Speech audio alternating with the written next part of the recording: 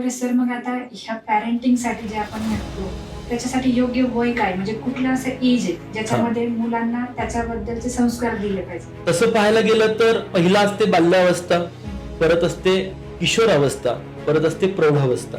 या 3 अवस्थांमध्ये माणसाचं जीवन आहे. आणि ह्या 3 अवस्थांपैकी मी म्हणेन बाल्यावस्थेपासूनच पहिल्या 1 ते 13 वर्षापर्यंत, 12 वर्षापर्यंत ही मुलं काय करतात? पालकांचं ऑब्झर्वेशन करतात.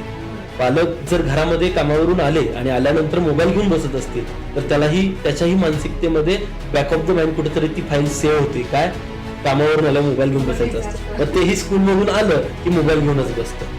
त्याचबरोबर विद्यार्थी जे पालक जसं घरात बोलतात, कोणाला किती रिस्पेक्ट देतात, ती रिस्पेक्ट करण्याची पद्धत सुद्धा कोणाकडे ऑब्झर्वेशन मधूनच येते. आपण म्हणतो अरे यांचा मुलगा खूप रिस्पेक्ट करतो, पण ते सुद्धा किती रिस्पेक्ट करतात घरातल्यांचा असेल किंवा समाजात किती पोलाइट ते वागतात, त्या पद्धतीने त्यांचे संस्कार ठरत असतात.